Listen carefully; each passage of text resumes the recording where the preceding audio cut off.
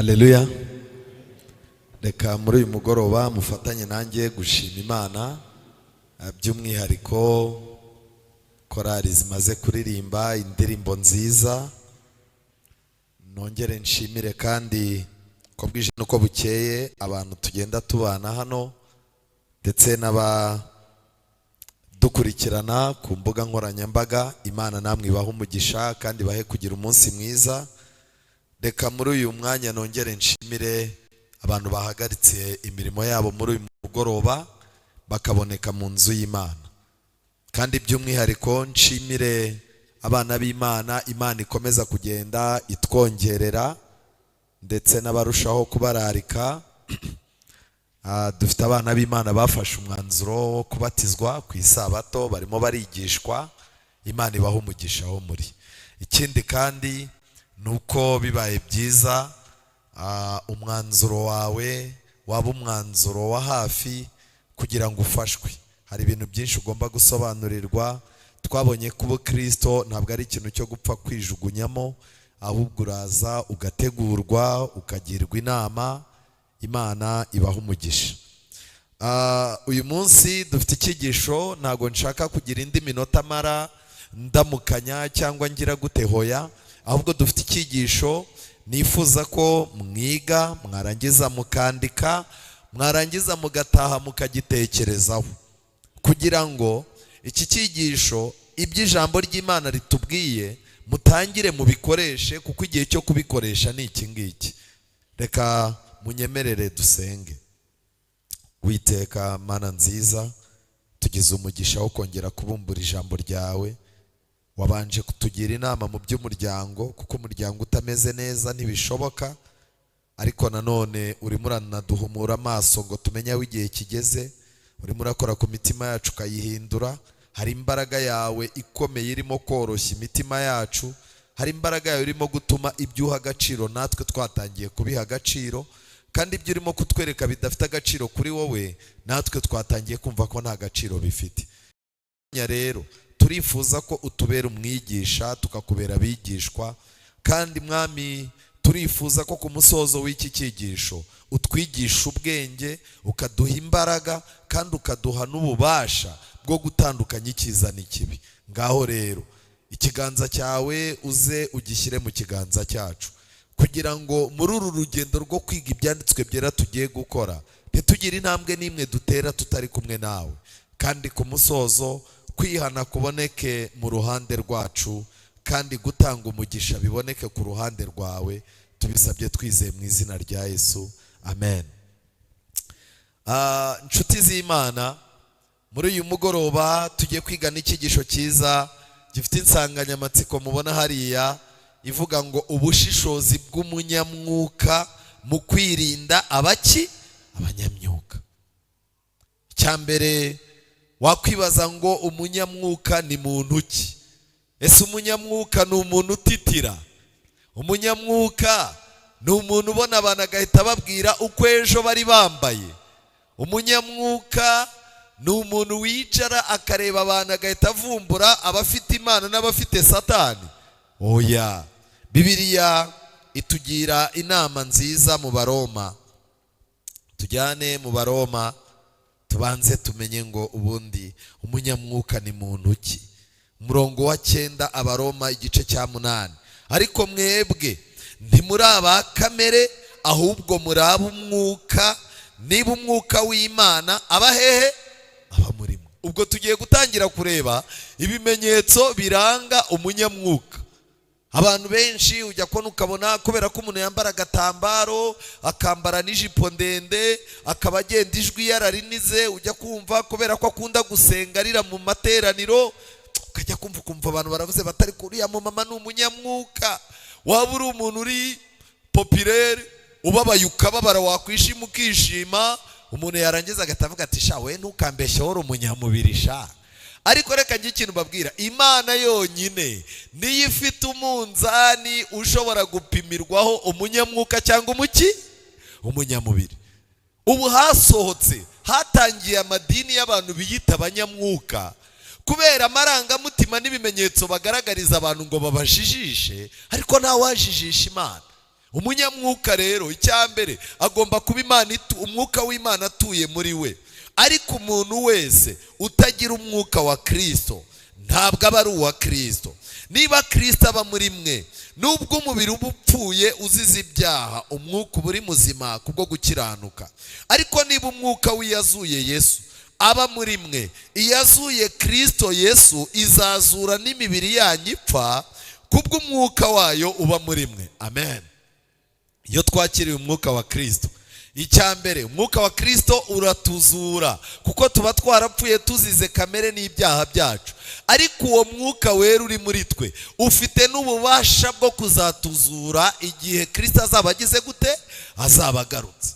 Nshuti zanjye, nuko rero bene data, turi mu mwenda ariko si uwa kamere y'umubiri yacu ngo dukurikize ibyayo, kuko niba mukurikiza ibya kamere y'umubiri muzapfa.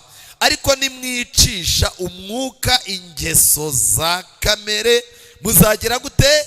Muzarama. Nongere mbibutse ko umwuka wera niwe wica ingeso za kamere. Twagiye tugira ibintu tureka, twagiye twibomboreka, ikintu umuntu akaza akakubwira ati iki kintu kigaragara nabi kandi uri umubwiriza. Ikintu ukakireka kubera yuko uri umubwiriza, ariko utakiretse kuko uri umuntu w'iki? W'Imana. Umuntu akaza akakureba ati umuntu w'umudiyakoni, umuntu uzaza ukubona uvuye kuvumba urwagwa hano hepfo, bigaragara nabi pe, bisa nabi. Ugahita umubwira uti ubwo bisa nabi ngize gute? Ndabiretse. Reka ngire ikintu mbabwira, umuntu wese umwuka wera atishe ingeso za kamere muri we, n'ibintu yaparitse azabisubiraho byanga byakunda. Ndimo ndababwira umunyamwuka.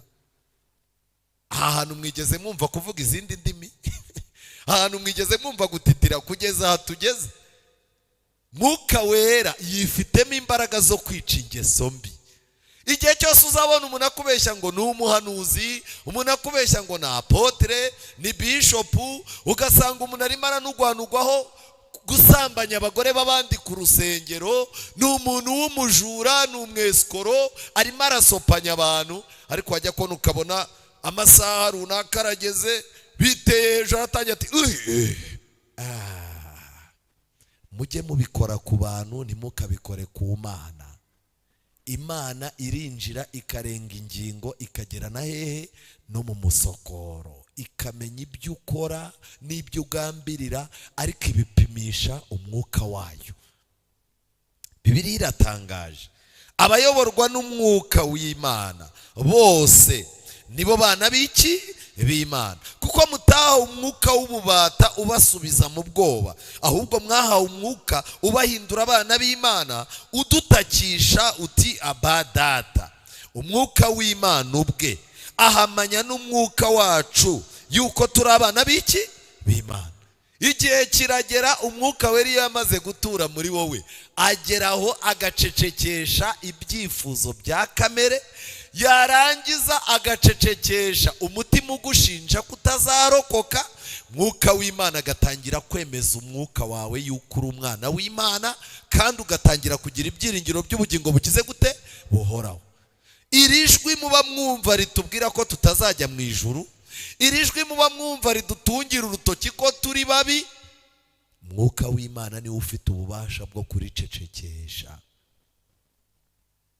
Umuntu umeze gutya rero, kandi ubwo turi abana bayo, turi n'abaragwa, ndetse turi abaragwa b'Imana, turi abaragwanwa na Kristo, niba tubabarana nawe ngo duhanwe ubwiza nawe. Cyo nshaka kubabwira ngiki, urwo rugendo rwose tubonye yuko kugira ibyiringiro by'ubwami bw'Imana ni impano umwuka wera h'umunyabyaha. Icya kabiri, gucika ku ngeso ya kamere ni inshingano y'umwuka wera. Ikindi kandi, gutuma umuntu ashobora kuzazuka ubwo Yesu azaba agarutse ni inshingano y'umwuka w'Imana. Gucecekesha imitima iturega yuko tutazabona Imana ni inshingano ya mwuka wera. None mwuka wera bamuhinduriye inshingano, bamuhaye inshingano ziciriritse, iz'ingenzi barazimwima. Nshuti zanjye, muri uyu mugoroba ndagira ngo mbabwire impamvu dukeneye ubushishozi bw'umunyamwuka. Impamvu ni imwe, hari igitekerezo ntekereza ko abenshi muri mwe muzi, kiboneka mu gitabo cya mbere cy'Abami igice cya 13. ni umuhanuzi utumviye itegeko ry'Imana, wishwe n'intare. Imana yaramubwiye ngo haguruka ugenda aho ngutuma. Imutuma ahantu, imubwira na message. Irangije iramubwira iti ariko witonde, kuryayo ntibyemewe, kurarayo ntibigize gute, ntibyemewe. Umuhanuzi aragenda, ariko amaze gukora ibyo yagombaga gukora, umwami aramubwira ati wambabariye nkakugaburira tugatahana, kubona ufite urugendo rurerure. Umuhanuzi aravuga ati hoya, Imana yambwiye ngo sindye kandi singire gute, sindare. Mu gihe umuhanuzi yari amaze gukora misiyo, atashye arimo gushima Imana, aserebura mu mutima yuko intsinzi y'Imana yagezweho, nibwo Satani yamurebye. Kenshi na kenshi iyo twamaze gukora ibyo twagombaga gukora, turimo kwishimira intsinzi, niho Satani ajya turimburira. Ibyo yagomba gukora yabikoze, kutarya yabyanze no kutanywa yabyanze, aratashye. Arimo aragenda rero wenyine mu nzira, atekereza iby'Imana yamukoresheje n'uburemere bwabyo. Aho niho Satani yamufatiye. Ugiye kubona abona kubitanye n'umuhanuzi w'umusaza wigeze kuba umuhanuzi aragwa. Buriya rero umuntu wigeze kuba umuhanuzi akagwa, muzabyumva kuri Baramu, muzabyumva no kuri uyu, aba ari umuntu mubi cyane. Niyo mpamvu nagira ngo mbabwire, umuntu uzabona ukabona yigeze agera mu bintu by'Imana mu rwego rwo hejuru, yarangiza ukabona bivuyemo ahindutse ubisebya, uwo muntu uzamwitondere, kuko yakujugunya mu butaka mu by'umwuka, yakwica akanagushyingura. Niwe muntu mubi. Mu gitabo cy'Umugenzi, Mukristo arimo kuganira na mugenzi we, yaramubwiye ati uyu muntu witwa Magambo, mu bantu babi bose twahuye nabo niwe mubi. Umuntu watura iby'Imana kandi atazabujyamo, umuntu ugutoranyiriza akakubwira ati ngewe ubwami bw'Imana nzabujyamo, ahubwo mbwira tuganire iby'isi cyangwa iby'ijuru. Kandi Magambo umureba ari kure, ngo wabonaga ari umugenzi mwiza uri mu rugendo rujya i Siyoni, ukumva urifuza kugendana nawe, ariko ngo uko wagendaga umwegera, isura ye yagendaga igira gute, ihinduka. Baje kumureba basanga niwe muntu mubi cyane. Icyo nagira mbabwire ngiki muri uyu mugoroba, uyu muhanuzi akubitanye n'uwo musaza. Uwo musaza yaramubwiye ati ngwino dusubirane imuhira ufungure.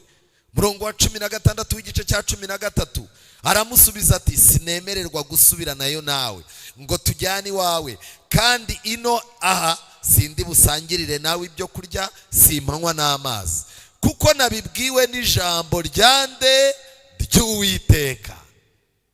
Umuhanuzi aravuze ati ngewe urimo uransaba gutahana nawe, ariko mfite ikintu cyitwa ijambo ry'Uwiteka. Iryo jambo ry'Uwiteka ryambujije kujyana nawe. Umuhanuzi w'umusaza aramureba, Satani aramubwira ati ubwo avuze ko ijambo ari ryo rimubujije, hita uvuga ko hari yerekwa rishyashya ryaje guhindura iki ijambo. Ngiki ikigeragezo tugiye guhura nacyo. Satani arabizi ko abadivanisiti twasomye Bibiliya, Satani arabizi ko abadivanisiti twasomye umwuka w'ubuhanuzi, Satani arabizi yuko uko ibintu bizatondekana tubizi, agiye kutwoherereza abantu bazakoresha amayerekwa, bajye batubwira ko Imana yahinduye ibyo yari yaravuze. Murongo wa 16 wa 18 nawe aramubwira ati nanjye ndi umuhanuzi nkawe, kandi marayika utumwe n'Uwiteka avuganye nanjye ati jya kumugarura umujyani wawe arye kandi anywe. Bibiliya yongeyeho ngo ariko yageraga gute, yaramubeshyaga. Tugiye guhura n'abantu babeshyera Imana, ariko bitwa ko bagize gute, bayikorera. Imana yambwiye ngo uyu mugabo wawe ntago mwari mukwiranye, ndetse Imana yakoresheje terimi ivuga ngo inkweto yataye yayo. None kandi urabizi neza mama we, ntabwo ujya ushwana n'umugabo mwabonye amafaranga, turashwana. None se rimwe na rimwe iyo mugiranye ikibazo ubona agira umwuka wo kuza ngo mwumvikane? Oya rwose, yihagararaho n'umuheza nguni. none se ubona azagufasha iki mu by'Imana? Erega ndi hano kugufasha, fatanya nanjye dusenge tumenye uwo wagombaga kubana nawe, kuko inkweto yataye iki?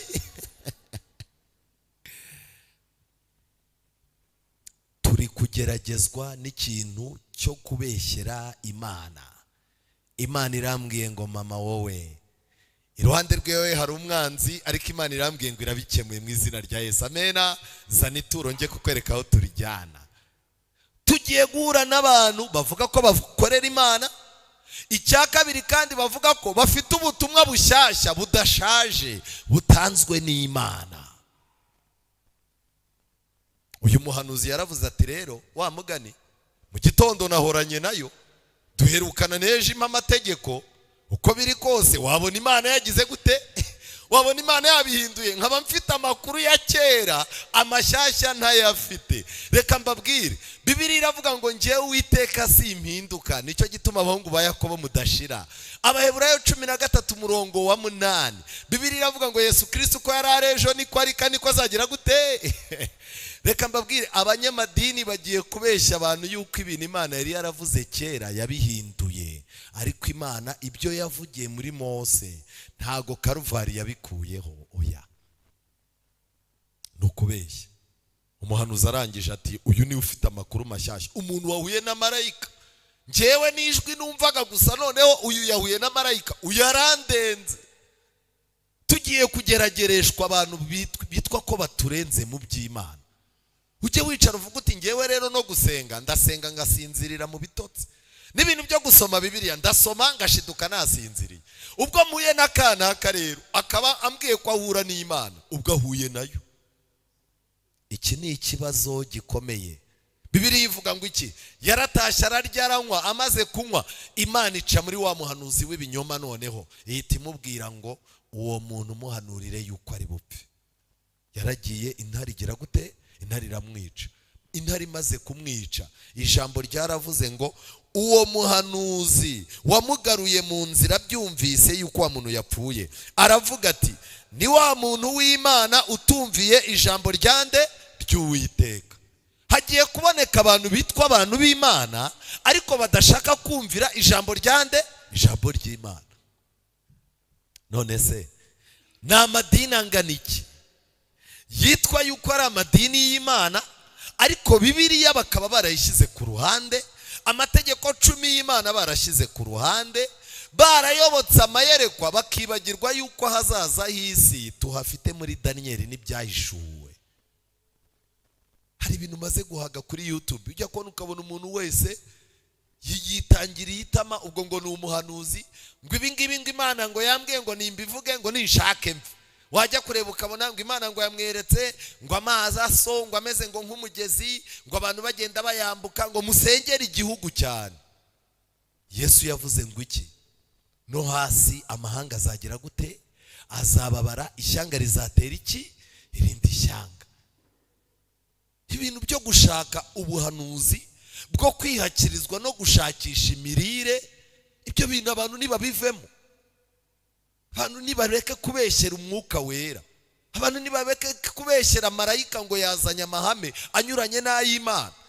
Reka ngiye ikintu mbabwira inshuti zanjye, murebe mu byahishuwe 19, marayika ntashobora guhindura ibintu Imana yashyizeho. Ntago bibaho, ntago bibaho rwose. Yohana ahuye na marayika wajyaga amusobanurira, marayika wajya gusobanurira Yohana ahuye nawe.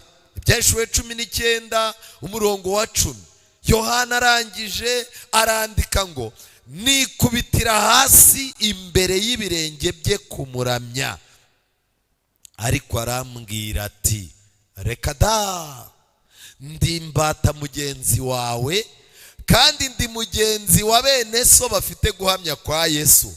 Imana aba ariyo usenga, kuko guhamya kwa Yesu ari umwuka w'iki? Ubuhanuzi. Uyu ni marayika w'umuhanga wajya gusobanurira Yohana, wasobanuye igitabo cy'ibyahishuwe. Uyu mumarayika yabwiye Yohana ngo njewe ndi mugenzi wa bene so bashaka kumvira iby'Imana igira gute? Ibategeka. Marayika yaje arambwira mu gitondo rero hari ukuntu narindi muri dushe ngiye kubona mbona mu nguni ya dushe haje akantu k'urumuri ngiye kumva numva urwo rumuri havuzemo ijwi rirambwira ngo uyu munsi uri bwunguke. Ndagenda ndacuruza ariko Imana iratangaje cyane. Uzi ko amafaranga nungutse marayika yambwiye ndi muri dushe. Murabona abamarayika b'Imana barimo koherezwa kubera impamvu z'amafaranga. Bibiliya iravuga ngo abamarayika ni imyuka itumwa gukorera abazaragwa iki agakiza. Abamarayika bafite inshingano 3 z'ingenzi. Iya mbere ni ukudufasha gusobanukirwa ibyanditswe. Iya kabiri ni ukurinda imibiri yacu. Iya gatatu ni ukubungabunga ubuzima bwacu no kutwihanganira badutoza, kandi barangiza ibigendanye n'agakiza bakatuba hafi. Nshuti zanjye, nagira ngo tumaze kumva umunyamwuka twinjire mu bushishozi bukenewe umunyamwuka agomba gukoresha mu kwirinda abanyamyuka. Mwuka w'Imana ni umwe. Bibiliya mu Befeso ivuga ngo iki? Hariho kwizera kumwe, hariho umwami umwe, hakabaho n'iki? Byanga byakunda iyo ibintu byamaze kuba byinshi ntabwo biba bikiri iby'Imana. Mu rwandiko rwa mbere rwa Timoteyo igice cya 4 Bibiliya iravuga ngo ariko umwuka avuga yeruye ati mu bihe bizaza bamwe bazagwa bave mu byizerwa. Ibyizerwa bazabivanwamo n'iki? Nubwo twirirwa twiga ngo abantu ngo bazakena ngo amafaranga bakure mu gakiza, ariko iki ni ijuru ryeruye kizatwara abantu benshi.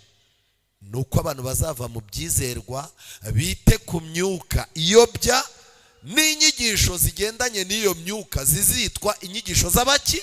Z'abadayimoni. Inyigisho z'abadayimoni ubu zirahari zaratangiye.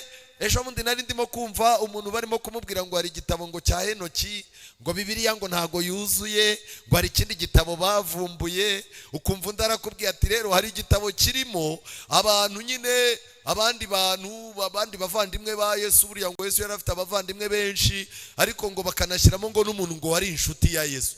Hari ibintu barimo gukora by'ubupagani byo gusebya umwami Yesu, ariko ibyo bintu hari idini rimwe rishinzwe gusohora ibitabo bikitwa ngo ni ibitabo byatoraguwe.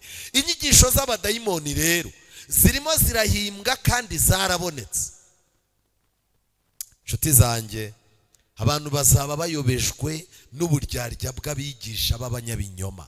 Ariko abo bigisha b'abanyabinyoma Bibiliya ntiyavuze ko bazaba ubarebesha amaso ukabavumbura. Bibiliya iravuga ngo bazaba bayobejwe n'uburyarya bw'abigisha b'abanyabinyoma bafite inkovu z'ibyaha ku mugaragaro. Nibyo? Simwe mbaza? Yes. Mfite umuntu wo muri famiye bashyizemo kano kantu kakuma k'umutima gafasha umutima gutera, ariko muramutse murimo kuganira ntiwamenya ko agize gute agafite. Buriya umutima ni ikintu kiri kure. Satani azakoresha tekinike, haboneka abantu b'abavuga butumwa bazaza baza Satani kuko azibi harimo kugucishamo, abohereze baze bakugweho mu gihe nyacyo bakeneye. Ube warayishwana na madamu wawe, ujye kubona ubona umuntu mu gitondo arinjiye, Imana irambwiye ngo bibaye ngombwa ko nzaha. Narangiza ababwira atari ko kumwuka wera arimo kumbwira ko hano nta kumvikana guhari. Umugabo ahite yihagararaho, umudamu avuga ati mbivuga, Imana irakoze kukohereza, wagira ngo wabimenye.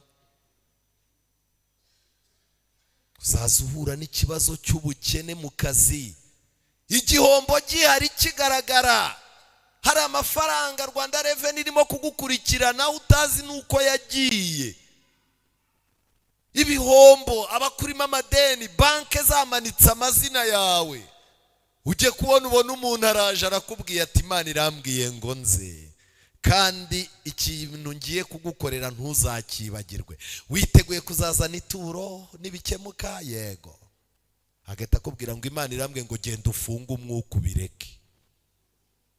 Ukagenda ugafunga umwuka, warangiza ibintu ukabireka ugatuza. wazajya kubona ukabona ibintu birongeye bisubiye mu buryo, agahita akubwira ati sinakubwiye igisubizo. Ubundi udafunze umwuka wabigenza ute? Urimo amadeni, banki yazamuye amafoto, Rwanda Revenue irimo iragushinja amafaranga y'imisoro utatanze, abakozi abari bafite amakonte bayajyanye, umwana wawe nawe yakozemo ariba. Ubundi udafunze umwuka ikindi kintu wakora niki? Dawidi yari umuhanga, yakoze ikosa, Imana imubwira ibintu atoranyamo, iramubwira iti rero hitamo mugiga sinzi n'ibindi bintu Imana yamubwiye. Dawidi arabireba abona ni bibi, arangije abwira Imana ati ntumbwiye guhitamo muri ibyo bintu bitatu? Imana iti yego. Dawidi arangije ahimba ikindi kintu cya kane. Icya kane yahimbye ni ikihe? Yabwiye Imana ati ibyo byose umbwiye mpisemo kugwa mu biganza byawe. Hari icyo Dawidi yabaye? Nuramuka ubonye isi ikweretse ko amahitamo ari atatu, jya ugerageza kubwo kwizera uhimbe amahitamo ya kangahe? Ya kane. Nshuti zanjye, aba bigisha bafite inkovu z'ibyaha, azaza afata umugore amuganiriza, amubwira ati madamu usa neza nuko wabanye n'umugabo ugucupiza, ntabwo azi agaciro kawe, imboga zibona abana, ariko ndagusengera tu. Kandi koko nyuma y'amezi usanga umugore arimo aragira gute? Arimo arasengerwa. Uwababwira ibirego biri muri ribu by'abapasitoro, ababishopu n'abaki ku madosiye y'abagore b'abandi no kwiba imitungo yo mu zindi ngo. Ariko Bibiliya yari yarabivuze. Kubera iki? Umuntu udafite ububasha bwo kubana n'Imana ngo imwereke, imuvumburisha abantu baje bamusanga, azaza yisanga amateka yanze. Ijambo ry'Imana riratangaje. Mu rwandiko rwa mbere rwa Yohana igice cya 4 umurongo wa mbere, Bibiliya iratubwira ngo bakundwa, ntimwizere imyuka yose, ahubwo mugerageze imyuka ko yavuye ku Mana, kuko abahanuzi b'ibinyoma benshi badutse bakaza hehe? Mwisi. Mu bintu byaduka mu minsi y'imperuka tugomba kwicara tukiga neza. Tugomba no kumenya umwaduko w'aba bantu bitwa abahanuzi b'iki? B'ibinyoma. Badutse baturutse, bazanywe n'iki? Ni igiki kibaranga? Ese ubundi kuki aba bantu badutse ubu? Kuki abantu basenze mu bapentikoti muri za 87 ko aka kajagari katabagaho? Ese kuki abantu basengaga muri za 89 ari ababatista, kuki aka kajagari katabagaho? Kuki habonetse umwaduko wabo? Nuko turi ku iherezo ry'ibihe. Aba bantu n'amadini ntazabarokoka. Uzi mu madini yo hanze yutangiye ugatsepfura, ugatangira uti Imana inyeretse ko ubu bukwe nta mugisha, mbonye umuyaga umwe w'umutukuza n'umuyaga w'umweru uraza, uw'umutuku uganza umweru, bahita bavuga ati ubukwe burapfuye tu. Abari abantu bari aho, uba waramurebye mu mibyizi ukamupfumbatisha bitanu ukamubwira uti uriya mukobwa baramuntwaye bwice. Pasiteri akahamagara umuhanuzi ati ibyo bintu biri seriye. Umuhanuzi ati ahubwo nimubireba nabi Imana iratwica twese tumare. Pasiteri ati sinkibushingiye. Reka ngire ikintu mbabwira. Amagambo ateye ubwoba ni amagambo ari muri Yeremiya 23. Yeremiya 23. Muri uyu mugoroba abantu b'Imana mukeneye gukuza imyumvire yanyu. Imana irimo iravuga amagambo akomeye ku murongo wa 25 w'igice cya Yeremiya 23. Numvise iby'abahanuzi bavuze, bahanurira ibinyoma mu izina ryanjye ngo nareretswe. Ibyo bizahereza he kuba mu mitima y'abahanuzi? Bahanura ibinyoma. Abahanuzi bahanura ibihimbano by'imitima yabo ibeshya. Bigira inama yo kumuza abantu banjye izina ryanjye. Barotorera umuntu wese mugenzi we ibyo beretswe mu nzozi. Tekinike yari iriho mu gihe cya Yeremiya, inzara imaze gukubita abahanuzi, barabaye abesikora Imana itagikorana nabo. Bararebaga bagashaka ukuntu bavuga ngo neretswe inzozi zawe zigendanye na kanaka. Bagahita umubwira uti ndaza kuza ubimbwire neza. Uriho murahura iyo batakubwiye yuko umuturanyi wawe akugendaho bakubwira ko ari mwene wanyu. Ubu babibye ikintu cyitwa urwango mu bantu, kugira ngo ubu nta muntu ukizera umuntu, nta muntu ukijya kwa muganga ngo agende atuje. Agiye kwa muganga umuntu arambwira ati ariko ibintu urwaye ndumva bidasobanutse, mukozi w'Imana wakwiyejeje. Undi muntu yari ari muri Amerika arambwira ngo yeretswe mpfa. Ariko umva twaragowe pe, Imana yanyeretse upfa, ampa n'ubutumwa ngo bw'umuyobozi w'itorero ngo tuzapfana ngo nzagende murebe. Ndamubaza se ujya werekwa byenye? Wati cyane sinjya mpusha. Nubwo ndagiye nyine. Ntago yongeye kumpamagara, ariko yari amayeri yo kugira ngo ubwo buhanuzi buntera ubwoba, nibumara kuntera ubwoba mve mu byimbo, noneho njye kureba na wa muyobozi, kuko yari yashatse uwo muyobozi uko azamugeraho agira gute, arabibura. N'abantu babeskoro. Nshuti zanjye, twe ntago tubeshejweho n'amayerekwa y'abantu, tubeshejweho n'urukundo Imana igira gute, idukunda. Ntabwo tubeshejweho nuko tudaturanye n'abarozi, tubeshejweho nuko abamarayika b'Imana bagikanuye. Ubu bagiye kubabikamo ubwoba kugira ngo muve mu byimbo.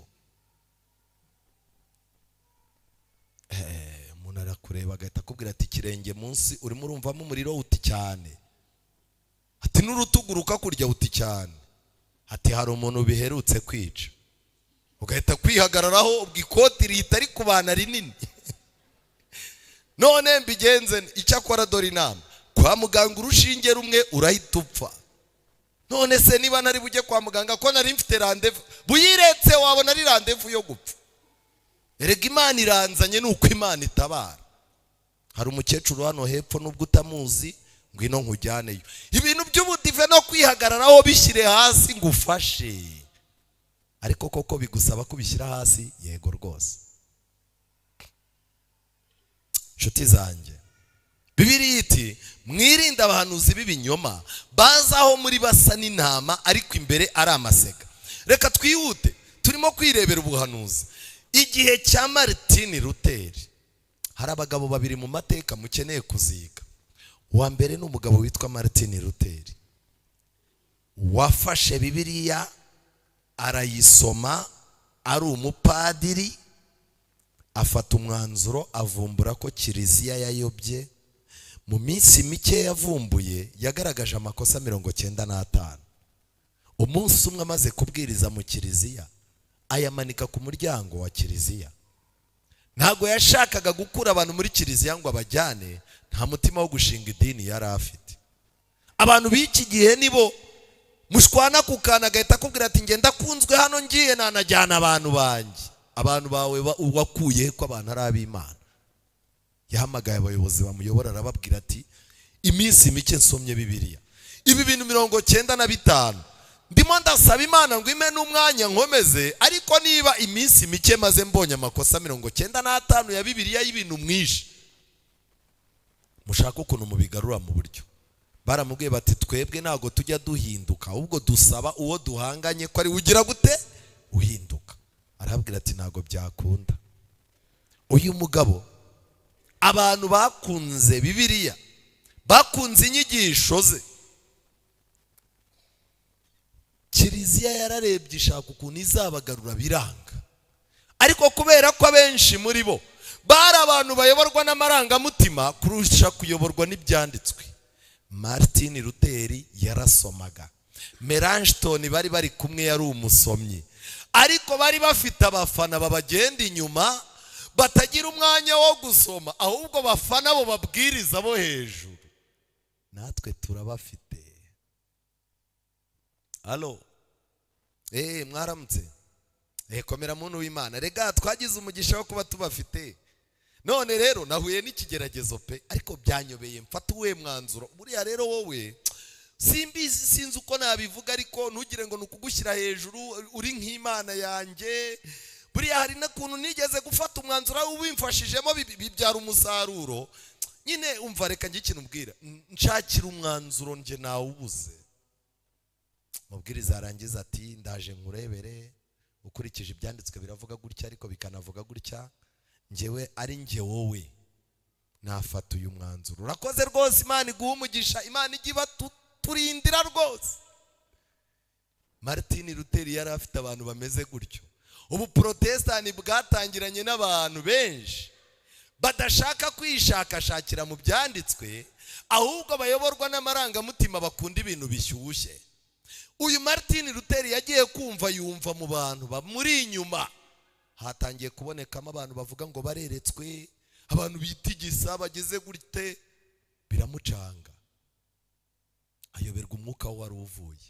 Ariko iri ryari ishuri ryateguwe n'abajesuite igihe kirekire, kuko bo bari bafite icyigisho cyitwa imyitozo ya roho. Ubwo buryo bwakoreshejwe nibwo bwanyanyagiye muri aya madini y'abarokore, uretse ko nta nitandukanira, ibintu byose bisigaye bisa, ibintu bisigaye bisa. Uwo ni umugabo bita Martin Luther. Uriya mugabo wundi ndimo kubereka uri iruhande rwe yitwa William Miller. William Miller uyu niwe watangije imyumvire n'imitekerereze yo gufata amadini ya giprotestani bakiga ubuhanuzi. Ubundi barabutinyaga, n'uyu munsi kandi uzabirebe. Iyo ugiye kubabwira uti tugiye kwiga Daniel, umupasitoro wabo ahita kwegera agahita akubwira ati ibyo bintu by'ibisimba n'ibyo bintu by'imiyaga wabivuyemo, kwigishiriza ibitangaza bya Yesu. William Miller yatangije amatsinda y'abadivaniste, ayubakira ku gusoma, ababwira ko amarangamutima bari basanganywe mu madini ya giprotestani babagamo bakwiye kuyashyira hasi, ijambo ry'Imana akaba ari ryo ribayobora. Ariko nawe amaze kugera imbere gato yakubitanye n'igitero cy'abantu b'amarangamutima, abantu bafite ubwaka, bakunda kugaragaza ko Imana ibavugiyemo mu buryo budasobanutse, akakubwira uburyo arimo kureba ibintu kuri kiriya kibambasi twese turimo kureba, wakakubwira ati ibi nibi ntabyo urimo kureba, ukamubwira ati ko ntabibona, ati uri umunyamubiri. Ariko reka ubuhamya bwabo mbusome mu gitabo cy'Intambara Ikomeye. Intambara Ikomeye page 398 haranditswe ngo William Miller nta mpuhwe yagiriraga iyo mikorere yaganishaga ku bwaka. Kimwe na Luther yavuze ko umwuka wose ugomba gusuzumwa n'ijambo ry'Imana. Miller yaravuze ati muri iyi minsi yacu umwanzi Satani afite ubutware bukomeye ku ntekerezo z'abantu bamwe. Hari abantu Satani yamaze gukontorora mu mitekerereze. None se twamenya dute umwuka ubakoresha uwo ari wo? Bibiliya irasubiza iti muzabamenyera ku mbuto zabo. Hariho imyuka myinshi yadutse ku isi, kandi dusabwa kugenzura imyuka. Umwuka wose utadutera kubaho twirinda, dukiranuka kandi twubaha Imana muri iyi si ya none, ntabwo wari umwuka wa Kristo. Umwuka wera yigisha abantu kwirinda, bakamenya ibyo barya n'ibyo batagira gute batarya, ibyo bambara n'ibyo batambara, aho bajya n'aho batari bujye, aho bari busengere n'aho batasengera, ibyo bizera n'ibyo batakwizera. Ni inshingano ya mwuka wera. Ikindi kandi gukiranuka, mwuka wera ari mu muntu ntashobora kumwemeza yuko intambwe yateye zarangiye, ageze ahantu Satani atamurasa imyambi. Abantu benshi muri twe bibwira ko ari abantu bejejwe, bakurikiza imigenzo y'abantu, kandi uko bigaragara ntabwo banazi ukuri nk'uko abatejejwe nabo bameze. Umuntu nta Bibiliya azi, nta mwanya wo gusenga agira ngo yige ijambo ry'Imana, ahubwo arimo arakubwira ngo Imana ngo ivugana nawe publicoma. Yego, agahita atangira ati mube muririmba, bakaririmba, abari kuri senta akabwira ati mwe mukubita bya bindi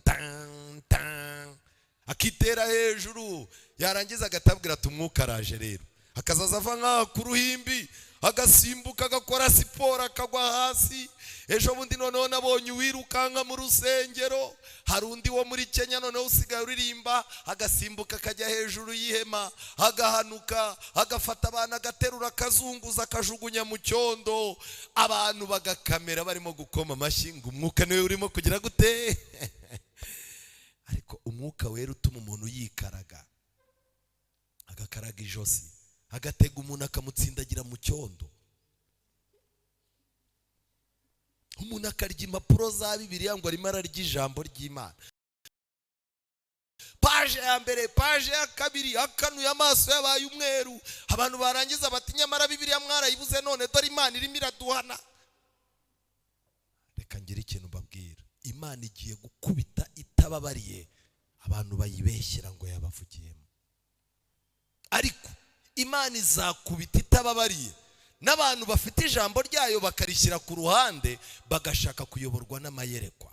Icyabaye ni iki kuri ya paje? Ariko wagira uti umuntu ashobora kuba ari mu buyobe nyamara akibwira ko ari mu kuri. Intambara ikomeye, paje 398. None sibyo ni ibiki? Twasubiza yuko mwuka w'Imana n'ijambo ryayo bitavuguruzanya. Niba umuntu yigenzuje ijambo ry'Imana maze akabona ari mahwi rwose ahuje n'ijambo ry'Imana ryose, ubwo nibwo yakwizera ko afite iki? Ukuri. None umuntu arimo arakubwira ngo Imana ngo yamweretse, ukamaze utise bite by'amategeko, ati toka Satani kwa jina la Yesu. Ukamwira uti bite by'ijambo ry'Imana, agatavuga ati ibyo bintu by'amagambo twe ntitukiyoborwa n'inyuguti, nta nubwo turi abafarisayo. Abafarisayo nabo barushaga gufata ijambo ry'Imana mu mutwe, ariko n'ubundi byarangiye Yesu bamwishe. Ibintu by'ibisomo bya Bibiliya rero mu bindinde, icy'ingenzi ni uko umwuka agira gute? Ambwira. Uwo ni wo mutego ubu Protestani bwaguyemo guturuka mu gihe cya Martin Luther. Uwo mutego abadivantisti bari bagiye kugwamo ariko barawusimbuka mu gihe cya William Miller, ariko Satani yavuze ko azongera akabigarura. Ntabwo Imana ishimishwa n'imikorere nk'iyo, kandi yabisobanuye mu buryo bwumvikana. Uko kwihutira kumenya ibyahazaza, kuko buriya aba bantu b'abahanuzi b'ibinyoma, ibi bintu bavuga ngo ni umwuka ngo uje ngo aje kuvuga ngo hazaza, ni tekinike ya Satani. Muri iki gitabo cyitwa Abakurambere n'Abahanuzi handitswemo neza yuko uko kwihutira kumenya ibyahazaza bigaragaza kutizera Imana, kandi bikingurira umutima kwakira ibyongorerano by'umushukanyi. Ariko ubundi uko ndimo gucuruza turi muri 2025 nkaba mbona ibintu bigenda byanga, wahamagara umuntu w'Imana nkamubaza niba 2027 nzaba nkiri umucuruzi. Uyu mugabo ko tumaranye umwaka nkabona arimo kuncanga, yari yarampishe ububi bwe. Wahamagara umuntu w'Imana akambwira ubundi uyu mugabo tuzarambana, nkomeze mbyara abana cyangwa mbireke nigendere cyangwa ndimo ndapfusha igihubuzi. Iyo ushatse kumenya hazaza ukaba aho hazaza utahashakiye ku Mana yawe ngo urindisha hazaza hawe Imana, ubuhaye Satani amahirwe. Kubera iki? Satani ntabwo ahita akubwira hazaza, ahita akubwira ko ahahise hawe abantu batazi wagize gute ahazi. Reka mbaho urugero. Sawuli yagiye ku mupfumu, akigerayo yari yiyoberanyije pe, yiyambitse n'ibintu kugira ngo atagaragaza ko ari umwami. Umupfumu aramwitegereza aramubwira ati wambeshe uri Sawuli. Sawuli arangije ati ndiwe, ariko noneho aho ngeze ndagukeneye mpa serivisi. Ibiryo bya nyuma Sawuli yariye yabiririye ku mupfumu. Umutwe wa nyuma wa Sawuli wamanitswe mu bihugu by'amahanga kubwo kutiringira Imana. Sawuli yari asanzwe ajya ku rugamba akabona ari bupfe, ariko Imana ikamucira icyanzu. Dawidi yahoraga abona azapfa, ndetse rimwe na rimwe abasirikare ba Sawuli b'abamaneko bajyaga bamusanga mu rutare, ariko yarangiza akabwira Imana ati Imana niba wantanze ndi bupfe, ariko niba utantanze ntacyo ndi bube. yajya kubona akabona barungurutse mu rutare ntibamureba kandi wagize gute abareba bagasohoka. niyo mpamvu Dawidi muri Zaburi huzuyemo amagambo avuga ngo Uwiteka ni igitare kirekire kigira gute kinkingira. Nshuti zanjye, iyo ushatse ugize amatsiko y'ahazaza, Satani arabanza akakwegera. ni amagambo ari mu bakurambere n'abahanuzi. Satani atera abantu kujya gushaka abafite imyuka y'abadayimoni, kandi kubwo guhishura ibintu bihishwe byo mu gihe cyashize, atuma abantu biringira ubushobozi bwe bwo kuvuga ibizagira gute ibizaba. kubera ko ibintu byahise byose byawe, amanyanga yawe n'amatekinike yawe n'ubugome bwawe cyangwa ibindi bintu abantu bakugiriye ukabigira ibanga, n'ubundi Satani wagufashije kandi agafasha abo bantu kubikora niwe ububizi. Ntabwo ari ibintu bikomeye kuba Satani yafata umukozi we akamubwira ibintu bye. rero icyo bakora ni kimwe, ndatangira akakubwira ati mada, si wowe wari ufite umwana urwaye, umwana akavurirwa naha? yego. harya umugabo wawe ntiyari ameze gutya na gutya bikagenda gutya? uti ni njyewe. humura rero n'ahazaza ndaje mpakubwire. ayo matsiko y'ahahise y'ahazaza Satani yubakira kuhashize uzi, nta wundi muntu ugize gute uzi. nshuti zanjye, minota yacu ni mikeya, ariko nagira ngo mbabwire ikintu gikomeye. uyu munsi wa none hari ikibazo gikomeye cyane cyo kumenya ngo iyi myuka yavuye he. ariko mu buhanuzi ijambo ry'Imana ritwereka ko niyerekwa rimwe umuhanuzi kazi yeretswe N.G. White yeretswe inkomoko y'umwuka ndetse n'imyuka. ni mu gitabo Inyandiko z'Ibanze.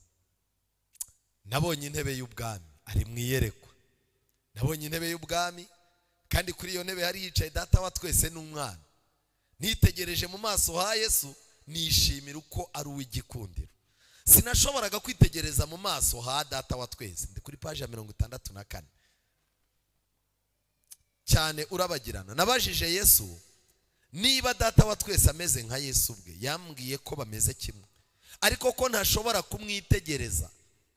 Yesu yarambwiye ati uramutse urebye ubwiza bwa Data wa twese ntiwakongera kubaho. bivuze ngo ntago tubasha kureba Imana, ariko twahawe promosiyo yo kurebera Imana muri Yesu Kristo. uwo niwe shusho y'Imana itagize gute itagaragara. niyo mpamvu Yesu yavuze ngo umbonye Filipo ntukigore, umbonye ababonye nde? abonye Data. ishyanga imbere y'intebe y'ubwami nahabonye ishyanga ry'abategereje kugaruka kwa Yesu. harimo itorero n'ab'isi imbere aho. nabonye amatsinda abiri, rimwe ryacaga bugufi imbere y'iyo ntebe y'ubwami ribyishimiye, mu gihe irindi tsinda ryahagararaga ritabyishimiye habe no kubyitaho. abari bubamye imbere y'intebe y'ubwami barasengaga kandi batumbira Yesu.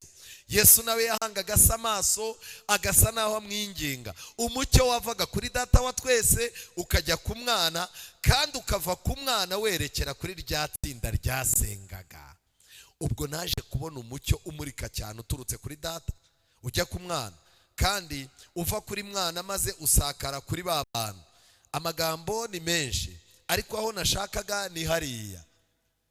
nimureba neza, nabonye Data wa twese ahaguruka kuri ya ntebe y'ubwami, maze agendera mu igare ryaka umuriro, ajya ahera cyane inyuma y'umwenda ukingiriza, nuko aricara. maze Yesu ahaguruka ku ntebe y'ubwami, kandi benshi mu bari bunamye imbere y'iyo ntebe bahagurukanye nawe. abenshi, ariko hari n'abasigaye. Yesu amaze guhaguruka, sinigeze mbona n'umurasire umwe w'umucyo uvuye kuri Yesu ngo ugere kuri ya mbaga itari ifite icyo yitayeho. nta muntu n'umwe uzahabwa imbaraga y'Umwuka wera adafite icyo agize gute yitayeho. icyabaye ni iki? iyo mbaga isigara mu mwijima w'icuraburindi. abahagurutse igihe Yesu nawe yahagurukaga bakomeje guhanga amaso yabo kuri we ubwo yavaga ku ntebe y'ubwami maze akajya hanze ku ntera ngufi. bahageze Yesu yazamuye ukuboko kwe kw'iburyo, maze twumva ijwi rye ryiza rivuga riti mutegereze hano, ngiye kwa Data guhabwa ubwami, ntimwanduze imyambaro yanyu. ngiri itegeko rikomeye Yesu yasize. nakoresheje imbaraga zose Karuvari kugira ngo mbadodere umwenda. Icyo mugiye gukora ni kimwe, ntimwanduze imyambaro yanyu. Kandi mu kanya gato cyane nzagaruka mvuye mu bukwe maze mbajyane iwanjye. Nuko igare rigoswe n'igicu rifite inziga zimeze nk'umuriro ugurumana rikikijwe n'abamarayika rizaho Yesu yarari. Yesu yuriye iryo gare maze rimujyana hera cyane, ari naho data wa twese yari yicaye. Aho niho nabonye Yesu umutambyi mukuru. Abahagurukanye na Yesu bashoboraga gushyira ibyiringiro byabo kuri we aho yari ari ahera cyane, kandi bagasenga bagira bati, Data duhe mwuka wawe. Bagisenga batyo Yesu yabahumekeragaho umwuka wera, kandi muri uko guhumeka hari mu mucyo, hari imbaraga, hari urukundo rwinshi, hari ibyishimo, hari n'amahoro. Amen. Umwuka Yesu yatanze ari ahera cyane ufite ibintu bitanu. Uyu mwuka yawuhaye abategereje, abantu bari ku isi bategereje ko agaruka, basigaye bafite amategeko yo kurinda imyenda ngo itandura. Aba bantu nibo bahawe uyu mwuka.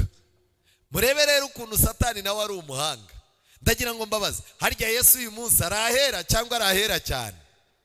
Ndashaka kubabaza, niba arahera cyane akaba arimo gutanga umwuka uva ahera cyane, uwo mwuka urimo urajya mu batajyanye nawe ahera cyane, cyangwa abajyanye nawe ahera cyane nibo barimo guhabwa umwuka? Iki ni ikimenyetso cy'uko umwuka w'Imana ari muri iri torero. Ahubwo ikibazo, umwuka w'Imana uri muri iri torero tuwugera ku munzani w'i Babuloni. None se ko mbona badatitira, ubu se umwuka yaba hari? Ntarabona bazura umuntu twagiye gushyingura. Umwuka yaba hari? Jewe sindanabona n'umuntu uhagurutse umuntu ngo amubwire ibyaha yakoze mu kwezi kwa kabiri. Umwuka ni ukuvuga ngo ni ikosa rikomeye gufata itorero ry'Imana ukaripimisha iminzani y'i Babuloni. Amagambo nisomeye neza mu biba mu minsi imeruka, haranditswe ngo itorero ry'Imana ripimirwa ku minzani yo mu buturo bwera.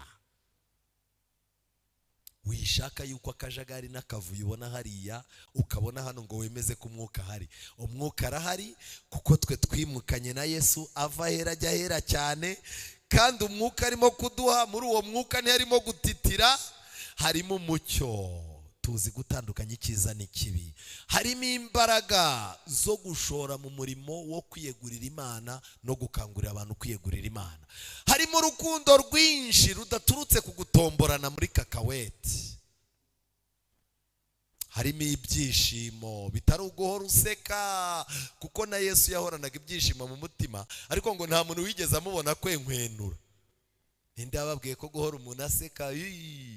Ariko reka ngiye ikintu mbabwira, buriya mwari muzi yuko abantu nabonye bagerageza kumwenyura umwanya munini ni abarwayi bo mu mutwe. Waraseka tu, waba uhararaseka, yaba ari isazi itambutse agira gute araseka. Ibyishimo byacu ntago bipimirwa mu kuba umuntu agenda yanitse amenyo. Dufite ibyishimo mo imbere, nubwo umuntu w'inyuma yaba agoswe n'ibibazo n'ibigeragezo. Dufite kandi amahoro, nubwo abantu batureba bakabona dusa n'abenda gupfa, dutungisha benshi. Amahoro yacu abantu bajya baza kuyugama munsi, ariko batureba bakabona turi abanyabibazo. Nihuta, Satani nawe yarica yaribaza ati ariko ubu nanjye nzabaho ntatanga umwuka, abantu banjye nkeneye kubakorera fotokopi, nabo bakazaza baticara ngo bajye mu majunwe. Satani yaricaye ahimba ibinyoma yuko ku munsi wa Pentecost abantu bavuze indimi kandi zari zo mu ijuru. Ariko Bibiliya yo ivuga yuko ku munsi wa Pentecost havuzwe indimi zo mu isi za kavukire. Ikinyejana cya 20 muri Amerika ahitwa Asusa, abantu baba Protestani bagiye mu muhanda, bamara igihe barimo gukora amateraniro, baribaza bati ni iki kizerekana ko tuje kuvugurura amadini ya giprotestani ya kirokore yayobye? Ni akahe kantu gashya twakora kugira ngo tubakangure?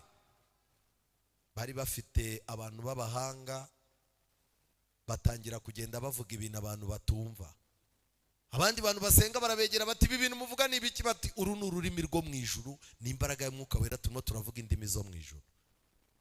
Ariko wagenda ukareba amateka y'i Roma, abapfumu b'i Roma mbere yuko Yesu avuka hari amoko atandukanye y'abapfumu, ariko hari abapfumu bapfumura bavuga ibizaba, bakakubwira n'ibyo waciyemo utibuka, ariko ngo bakabivuga bavuga ururimi udasanzwe uzi, ngo rwari ururimi bibwiraga ko baba barimo kuvugana n'ibigirwamana byabo bituye ahantu batazi.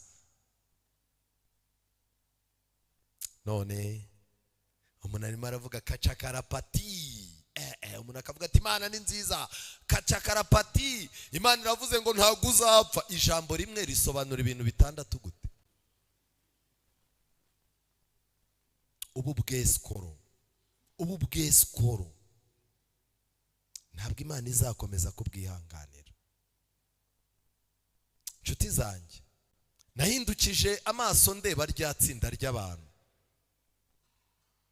bari bagipfukamye imbere ya ntebe y'ubwami. Ntibigeze bamenya ko Yesu iyo ntebe yayivuyeho.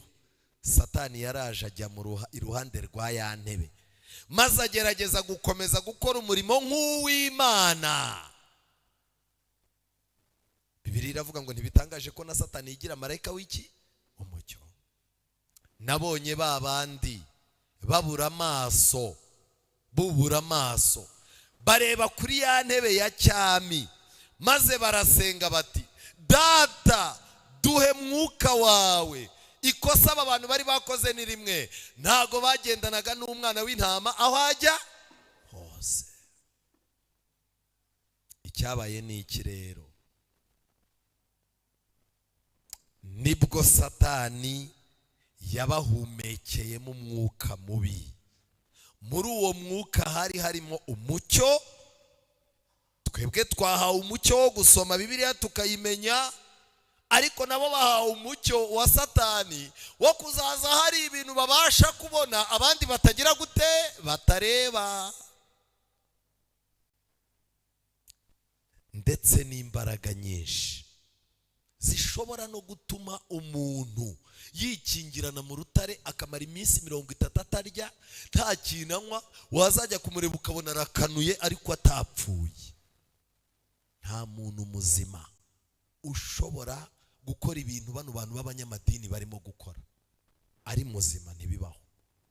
Satani arabanza akakwica imitekerereze, umubiri wawe akawinjira akawuhindura ukundi, ku buryo abadayimoni bajya mu muntu, umuntu akabana n'uducurama kandi akavuga ngo ni Imana yamutegetse kujyamo. Nyamara muri uwo mwuka ntabwo hari harimo urukundo nyakuri, ntabwo hari harimo ibyishimo n'amahoro. Umugambi wa Satani wari uwo gukomeza kubafatira mu gushukwa ndetse no gusubiza inyuma no kuriganya abana b'Imana. Ariko nshuti zanjye, amasaha yacu yanagiye, ndagira ngo ngire ikintu mbabwira gikomeye. Tujyane muri Yesaya. Amasaha yacu yagiye, reka dufungira aha. Yesaya 11. Yesaya igice cya 11. Wowe icyo ukeneye ni kimwe, ukeneye kumenya ngo ese ndi umunyamwuka.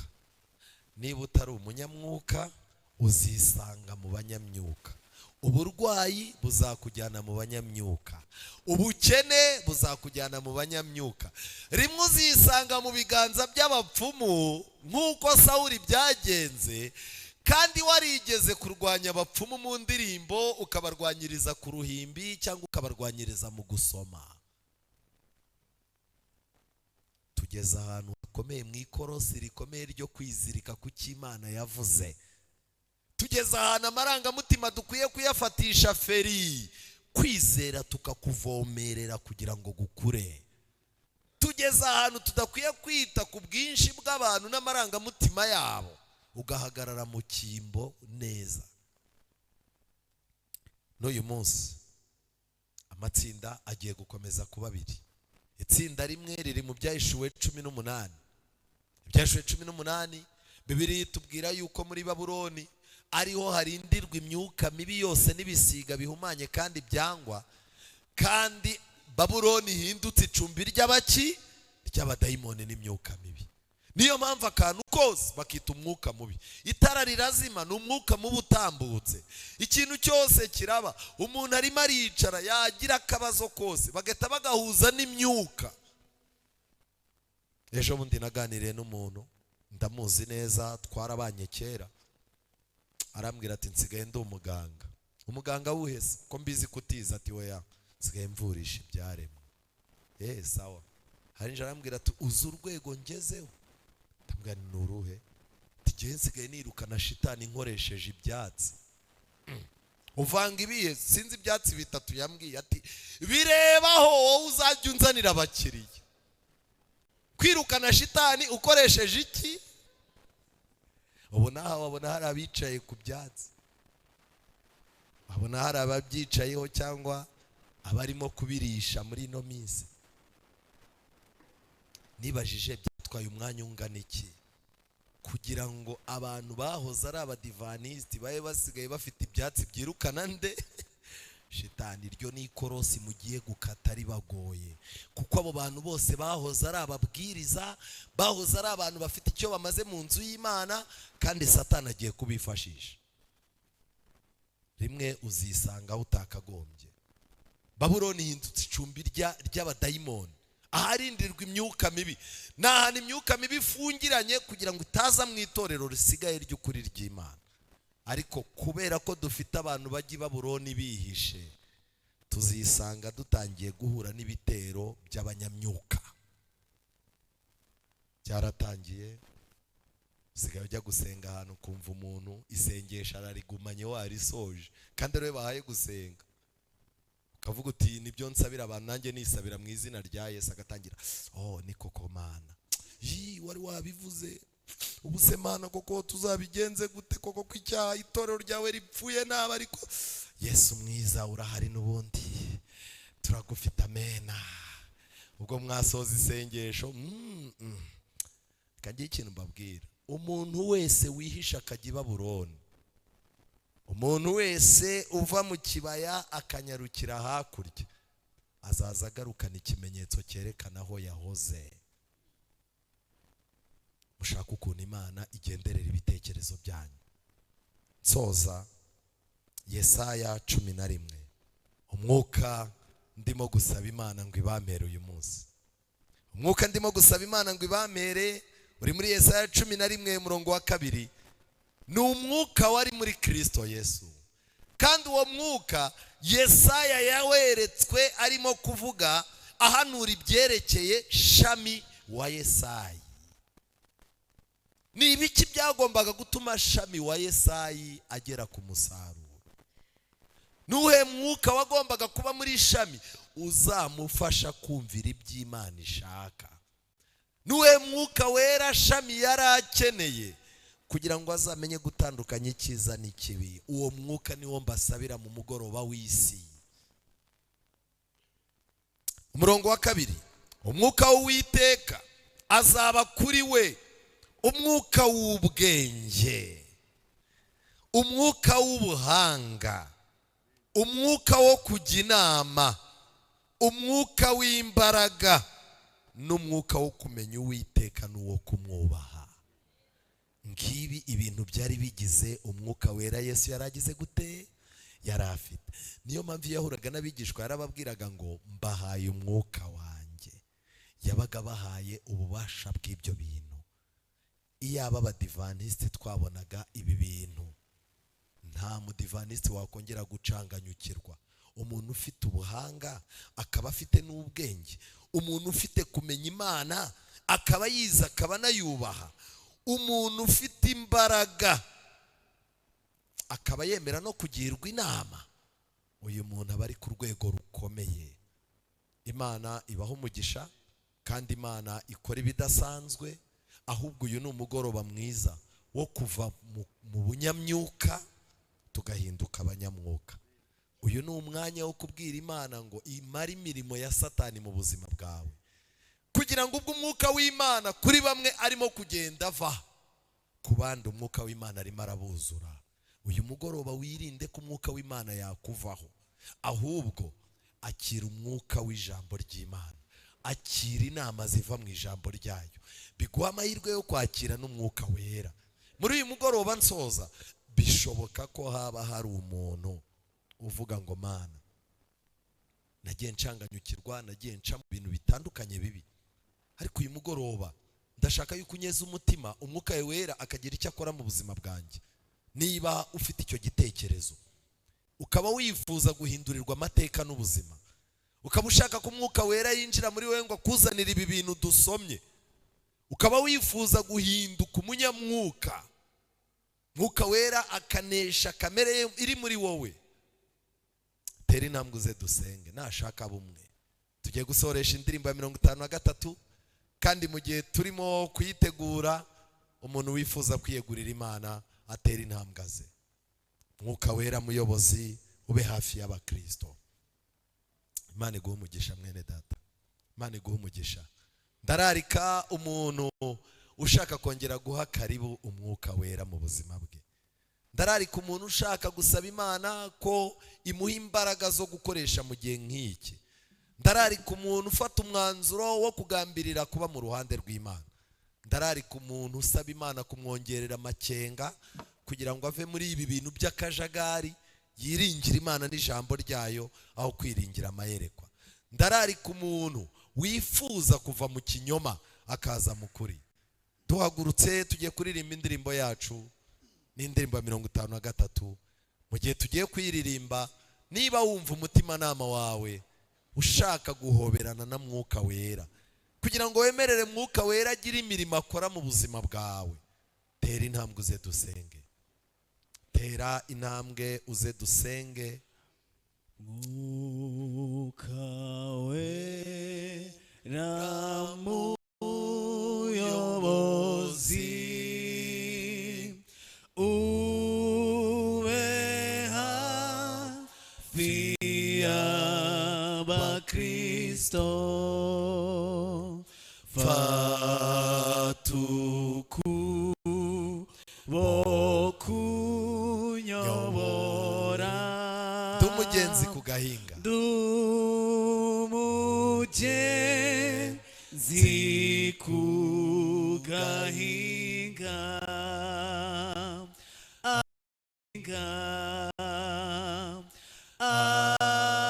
abana niwe bishima,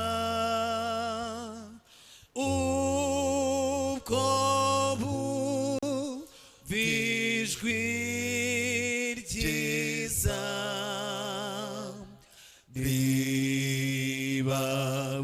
ribabwira bagenzi mwe,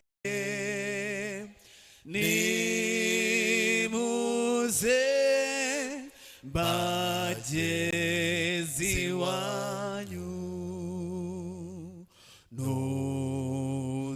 nuduhe mukire iteka, ntabwo wanga kudufasha, ntabwo mwuka wera yanga kudufasha, dukomeze tumwizere, tukabakabe nubwo tubona hije, egurira Imana ubuzima bwawe, hijimye, amakuba naboneka, imitima igakuka,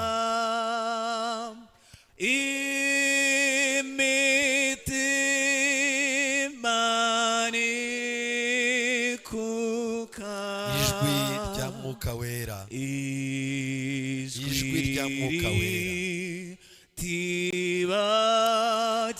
ririmo riravuga ngo bagenzi muze mbageze iwanyu, nimuze bageze iwanyu, tumaze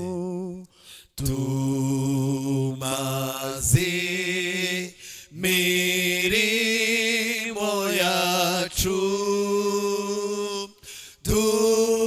dutegereje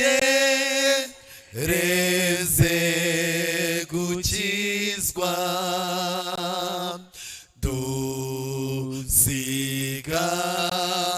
dusigaranye iby'ijuru twibaze ko twanditsweyo twikingire ibidutera no kwiringira Yesu ijwi riti bagenzi mwe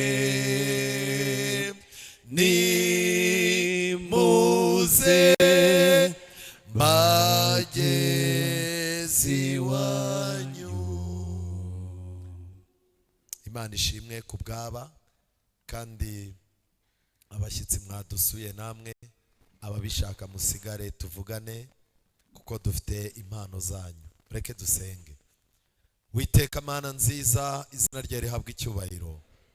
Ijambo ryawe ritweretse yuko turiho mu gihe kigoye, turiho mu gihe abitwa ko babeshya ko ari abakozi bawe barimo kutubwira ko wavuganye nabo ibinyuranye n'ibyo watwandikishirije.